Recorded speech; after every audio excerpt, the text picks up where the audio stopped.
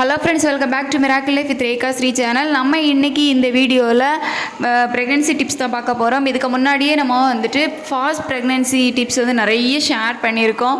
So இருந்தாலுமே எப்படி இந்த மாதமே கன்சீவ் ஆகுது, எப்படி அடுத்த மாதமே கன்சீவ் ஆகுது, இல்லை எனக்கு வந்து கல்யாணம் முடிஞ்ச உடனே வந்து நான் கர்ப்பமாகணும், முடிஞ்ச அந்த மாதமே வந்து கர்ப்பமாகணும், என்ன பண்ணுறது, இந்த மாதிரி கொஸ்டின்ஸ் வந்து ஃப்ரீக்வெண்ட்டாக வந்துட்டே தான் இருக்குது.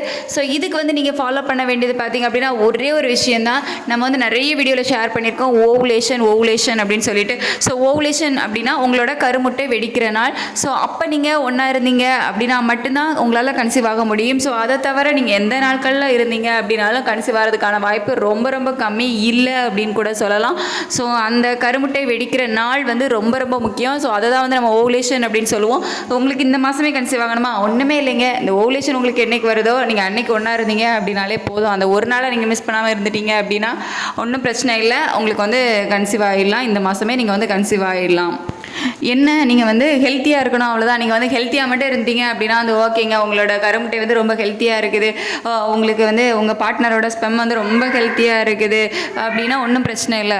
நீங்கள் வந்துட்டு டெய்லி ஒன்றா இருக்கணும், டெய்லி வந்து செக்ஸ் வச்சுக்கணும், இன்டர்கோர்ஸ் வச்சுக்கணும் அப்படின்ற அவசியமே இல்லைங்க. அந்த ஓவுலேஷன் டேயில் மட்டும் நீங்கள் இன்டர்கோர்ஸ் வச்சுக்கிட்டீங்க அப்படின்னாலே வந்து ஓகே தான். அதுவும் கூட நீங்கள் வந்து அந்த ஓவுலேஷன் டே அப்படின்னு சொல்லிட்டு ஒரு 5 days வந்து கால்குலேட் பண்ணுவோம். திருப்பி அதே சொல்கிற மாதிரி தான் இருக்குது. ஓவுலேஷன் அப்படின்னா வந்துட்டு உங்களோட கருமுட்டை வெடிக்கிற நாள், அதாவது உங்களோட பீரியட் சைக்கிள் என்ன அப்படிங்கிறத வந்து நீங்கள் ஃபர்ஸ்ட் ஆஃப் ஆல் தெரிஞ்சுக்கணும். ஸோ உங்களோட பீரியட் சைக்கிள் என்ன அப்படிங்கிறத ஒரு 2 to 3 months நீங்கள் வந்து வாட்ச் பண்ணி பார்த்தீங்க அப்படின்னா தெரியும். இல்லை உங்களுக்கு வந்து ஓகே, உங்களுக்கு 28 நாளைக்கு ஒருக்கா வருதா, 30 நாளைக்கு ஒருக்கா வருதா, எத்தனை நாளைக்கு ஒருக்கா உங்களுக்கு பீரியட்ஸ் வருது அப்படிங்கிறது உங்களுக்கு தெரிஞ்சுது அப்படின்னா வந்து ஓகே. ஸோ அதில் வந்து மிட் ஆஃப் த டே, இப்போ எக்ஸாம்பிளுக்கு உங்களுக்கு 28 நாளைக்கு ஒருக்கா பீரியட்ஸ் வருது அப்படின்னா 14வது நாள் உங்களுக்கு ஓவுலேஷனாக இருக்கும். ஸோ வந்து நம்ம கரெக்டாக சொல்ல முடியாதுல்ல, இந்த 14வது நாள் தான் உங்களுக்கு ஓவுலேஷன் அப்படின்னு வந்து சொல்ல முடியாது. ஏன்னா சம்டைம்ஸ் வந்து 2 days பிஃபோர் நடக்கலாம், இல்லை 2 days வந்து அதுக்கப்புறமா வந்து நடக்கலாம். ஸோ பீரியட்ஸே பார்த்திங்க அப்படின்னா சில டைம்ஸ் வந்து 28 நாளாக இருக்குது, சில டேஸில் 30 நாள் ஆகும். ஸோ அந்த மாதிரி சேஞ்சஸ் இருக்கும்ல. ஸோ அதனால் ஒரு 5 days வந்து நம்ம கால்குலேட் பண்ணுவோம். இந்த 14வது நாள் உங்களுக்கு ஓவுலேஷன் அப்படின்னா நம்ம வந்து ஒரு 12வது நாள்லேருந்தே கால்குலேட் பண்ணுவோம். 12, 13, 14, 15, 16. ஸோ இந்த மிட் ஆஃப் 5 days தான் உங்களுக்கு ஓவுலேஷன் டேஸ். இந்த டேஸில் நீங்கள் வந்து ஒன்றா இருந்தீங்க அப்படின்னா வந்து ஓகே.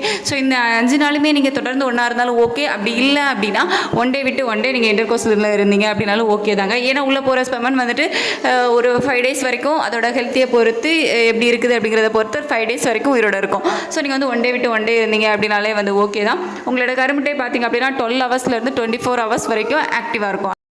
ஸோ அந்த டைமில் நீங்கள் வந்து ஒன்றா இருந்துட்டீங்க அப்படின்னா ஒரு ஹெல்த்தியான செமன் போய் ஒரு ஹெல்த்தியான ஓவமை மீட் பண்ணிடுச்சு அப்படின்னா அங்கே வந்து ஒரு பேபி ஃபார்ம் ஆகிடும். ஓகேங்களா, இதுதாங்க பேசிக்காக உள்ள சிம்பிளான கான்செப்ட். இதை நீங்கள் ஃபாலோ பண்ணிட்டீங்க அப்படின்னா தான் ஓகே. இதை தவிர நம்ம வந்துட்டு நிறைய வந்து போடுறோம், அதாவது அது வந்து ப்ரெக்னென்சி வந்து தள்ளி போகிறவங்க, நிறைய கஷ்டப்படுறவங்க வந்து இருக்காங்க, என்னால் ப்ரெக்னென்ட் ஆக முடியலை அப்படின்னு சொல்லிட்டு. ஸோ அவங்களுக்காக நிறைய டிப்ஸ் வந்து நம்ம ஷேர் பண்ணுறோம். அதை தவிர இந்த மாதிரி என்னால் ஒரே மாதத்தில் ப்ரெக்னென்ட் ஆகணும் அப்படின்னு கேட்குறவங்களுக்கு தான் இது. சப்போஸ் உங்களால் ஒரு மாதம் ட்ரை பண்ணி முடியலை அப்படின்னா ஐயோ முடியலையே, அப்போ நம்ம வந்து ஹெல்த்தியாக இல்லையா அப்படின்னு சொல்லிட்டு ஃபீல் பண்ணிவிட்டு உட்காராதீங்க. ஏன்னா அது தப்பு. என்னதான் ஹெல்த்தியாக இருந்தாலும் சில டைம் வந்து டைம் எடுத்துக்கும். 1 year வரைக்கும் நார்மல் ப்ரெக்னென்சிக்கு வந்து டைம் எடுத்துக்கும். ஸோ 1 year வரைக்கும் இந்த மாதிரி நீங்கள் ரெகுலராக நார்மலாக ட்ரை பண்ணிட்டு இருந்தீங்க அப்படின்னாலே போதும். 80% வந்து நார்மலாகவே நம்ம வந்து கன்சீவ் ஆகிடலாம் ஒரு 1 year ட்ரை பண்ணிங்க அப்படின்னா. சப்போஸ் இல்லை அப்படின்னா தான் அதுக்கு மேலே நம்ம வந்து ஃபர்தராக என்ன பண்ணலாம், ஏதாவது செக்அப் பண்ணணுமா, இல்லை ஏதாவது மெடிசின்ஸ் எடுத்துக்கணுமா அப்படிங்கிறத வந்து பார்க்குறது. ஸோ 1 year வரைக்கும் இந்த மாதிரி நீங்கள் நார்மலாக ட்ரை பண்ணிங்க அப்படின்னாலே ஓகே. ஸோ அவ்வளோதான் இந்த வீடியோ உங்களுக்கு யூஸ்ஃபுல்லாக இருந்திருக்கும் அப்படின்னு நினைக்கிறேன். ஏதாவது சஜஷன் அப்படின்னா கீழே கமெண்ட்டில் வந்து தாராளமாக சொல்லுங்கள். இந்த வீடியோ உங்களுக்கு யூஸ்ஃபுல்லாக இருந்துச்சு அப்படின்னா லைக் பண்ணுங்கள், ஷேர் பண்ணுங்கள். நம்ம சேனலை மறக்காமல் சப்ஸ்கிரைப் பண்ணி வச்சுக்கோங்க. அப்போ தான் நம்ம போடுற வீடியோஸ் உங்களுக்கு நோட்டிஃபிகேஷன்ஸாக வரும். நம்ம வீடியோ இவ்வளோ நேரம் பொறுமையாக பார்த்ததுக்கு தேங்க்யூ ஸோ மச்.